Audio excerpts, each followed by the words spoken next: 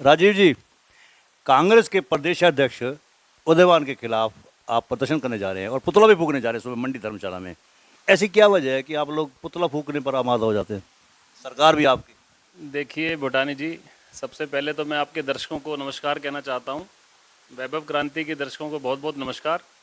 जहाँ तक बात आपने करी कि कांग्रेस के प्रदेश अध्यक्ष चौधरी उदयभान का पुतला फूकने के बारे में, तो मैं आपसे ये बात बड़ी विनम्रता से कहना चाहता हूँ कि चौधरी उदयभान जी ने जो बयान दिया, वाकई में ही पुतला फूकना तो एक, आप कहिए कि एक ये इंगित करता है कि प्रदर्शन कर रहे हैं इसके बारे में, लेकिन उन्होंने जो मर्यादाएं सारी लांघ दी हैं उनको ये कतई शोभा नहीं देता।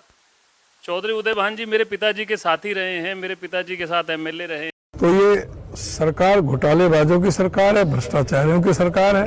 आज पूरी तरह से इस सरकार का दिवाला पिट चुका है। आज पूरी तरह से प्रदेश कर्ज के जाल में फंस चुका है। कोई जो है ना, कोई पूछने वाला नहीं है। और मुख्यमंत्री जो है बिल्कुल आराम की नींद सो रहा है। उसे कोई मतलब नहीं है कि वो कोई जनता से कोई उसका कोई सरोकार हो। अभी एक हमारा साथी कह रहा था, अभी यहाँ साथ जुल्फान कह रहा था, क्या वो कह रहा था कि जो ना इनको पता ही नहीं है। बात ठीक है, ऊपर रंडुआ राज कर रहा है, नीचे पंडुआ राज कर रहा है। ऊपर रंडुआ राज कर रहा है, नीचे पंडुआ राज कर रहा है। ऊपर रंडुआ राज कर रहा है, नीचे पंडुआ राज कर रहा है। उसने जीते जी अपनी पत्नी को मार दिया और नीचे वाले को पता ही नहीं है क्या होता है घर परिवार का चलाना। तो ये इस तरह का हो रहा है। मेरे पिताजी जब मंत्री थे वो चेयरमैन थे क्रिप्को के। ठीक है, वो आज किसी और पार्टी में है, लेकिन उनको जो राजनीति में पार्टीबाजी से हटकर जो मर्यादित शब्दों का प्रयोग है वो हमेशा करना चाहिए।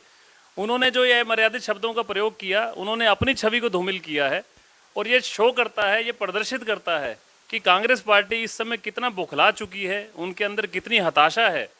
जो वो उन्होंने हमारे माननीय मोदी जी के बारे में बोला और हमारे मुख्यमंत्री जी के बारे में बोला, आप देखिए कि इनके व्यक्तित्व को लेकर जो कि पूरा विश्व आज मोदी जी के लिए इतनी इज्जत भाव रखता है। इतने बड़े बड़े राष्ट्रों के जो यहाँ पर राष्ट्रपति आए और उनके प्रमुख आए, उन्होंने कितना गर्मजोशी से मोदी जी का स्वागत किया और मोदी जी से मिले वो आकर। लेकिन हमारे बड़ी दुखद विषय है हरियाणा, जहाँ पर तो वैसे अतिथियों का सम्मान किया जाता है और अपना एक दूसरे से संबंध अच्छे रखे जाते हैं। एक पार्टी के प्रदेश अध्यक्ष होने के बावजूद भी उन्होंने इतनी निचले स्तर का कार्य किया, वाकई बहुत अशोभनीय है। और मैं कहना चाहता हूं कि उदयभान जी को खुद इस पे भी माफ़ी मांगनी चाहिए आगे आकर। जहां तक पुतला फूकने की बात है, ठीक है, पार्टी के लेवल पर ये फैसला किया गया है। लोगों में बड़ा एक कहना चाहिए कि लोगों में बहुत ज़्यादा अंदर विरोध है और लोग बहुत दुखी हैं उनके इस बयान से। इसलिए कल कमेटी चौक पर सुबह 9 बजे उदयभान जी का पुतला फूका जाएगा और राहुल गांधी का पुतला फूका जाएगा साथ। अच्छा, अमर्यादित भाषा उदयवान की है हैं और माफ़ी मांगनी चाहिए उनको। ये माफ़ी बीजेपी को नहीं मांगनी चाहिए, क्योंकि उनके सांसद रमेश विधुड़ी लोकसभा में बीएसपी के सांसद दानिश अली के खिलाफ बहुत कुछ बोल जाते हैं। आप तो फिर भी उदयवान के शब्दों को उच्चारण कर सकते हैं, लेकिन उन्होंने कहा उग्रवादी, और इसके आगे तो बहुत कुछ कहा, मैं दोहराऊंगा नहीं। एक मर्यादा मेरी भी है। आपके नेता ऐसी बातें नहीं करते हैं कि जिससे शर्मसार हो जाए देश आपका भी। मोदी साहब ने भी ले रहे हैं, सिरे ले रहे हैं देश के वैज्ञानिक। ओए बड़े, ओए उग्रवादी, सिरे ले रहे हैं। ए उग्रवादी, बोलने भी तो आगे भी खड़ा होगा, ये बता रहा हूँ। ए उग्रवादी रतबे सर।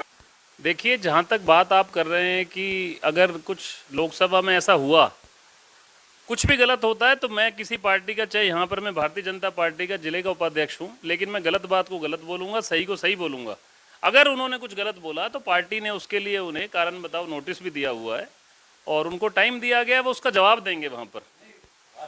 भाषा उनकी है कि भविष्य में आप ऐसा आशा करते हैं कि ऐसी गलती नहीं करेंगे। देखिए, मैं नहीं, उसके साथ उनसे जवाब भी मांगा गया है, पार्टी ने उनको नोटिस दिया है। तो मैं आपको बताना चाहता हूं कि उन्होंने अगर कुछ बोला, अगर किसी ने कुछ गलत किया, इसका मतलब ये नहीं हो जाता कि दूसरे को लाइसेंस मिल जाता है गलत करने का। अगर आप ये कह रहे हैं कि उन्होंने रमेश विधुड़ी ने कुछ गलत बोला, पहली बात तो मैं टिप्पणी करने वाला इसलिए कुछ नहीं हूँ कि मैंने वो एक खुद देखा नहीं पूरा उसको, संस्करण को, कि क्या उन्होंने बोला। हाँ, लेकिन मेरी इतना सुनने में आया कि ऐसा कुछ उन्होंने बोला जिसके लिए पार्टी ने उनको नोटिस दिया और उनसे उसका कारण भी पूछा कि आपने ऐसा क्यों किया। तो मैं कह रहा हूं अगर कुछ गलत किया होगा तभी पार्टी ने उनसे उसकी जवाबदेही मांगी होगी। लेकिन ये जो उदय भान जी खुद पार्टी के अध्यक्ष हैं, इनसे कौन जवाब मांगेगा? इसीलिए हमने इसका पुतला फूंकने जा रहे हैं कि उन्होंने जो इतना अपनी बौखलाहट का परिचय दे रहे हैं। साइड में जो आप देख रहे हैं YouTube channel, Facebook page, Instagram और ट्विटर हैंडल, इसको आप लाइक फॉलो करें, कमेंट बॉक्स में जाकर एक प्रतिक्रिया अवश्य दें और इस लिंक को ज़्यादा से ज़्यादा शेयर भी कर दीजिए, क्योंकि वोकल फॉर लोकल के लिए हमें आपका इतना सा सहयोग जरूरी है। यदि आप हमें सहयोग करेंगे तो निश्चित रूप से आपका अपने पलवल शहर का लोकल चैनल दिनों दिन रात प्रगति के पथ पर बढ़ता चला जाएगा। जैसे कि आप अब तक सहयोग कर रहे हैं, हज़ारों की तादाद में व्यूअर्स आ रहे हैं, जुड़ रहे हैं, लोग हमसे जुड़ रहे हैं। वो इसलिए क्योंकि हम चाहते हैं कि आपकी समस्या को बढ़ चढ़ कर हम पेश करें और प्रशासन और सरकार आपकी समस्याओं पर गौर करे और उसका निराकरण भी करे। धन्यवाद। जय हिंद, जय भारत।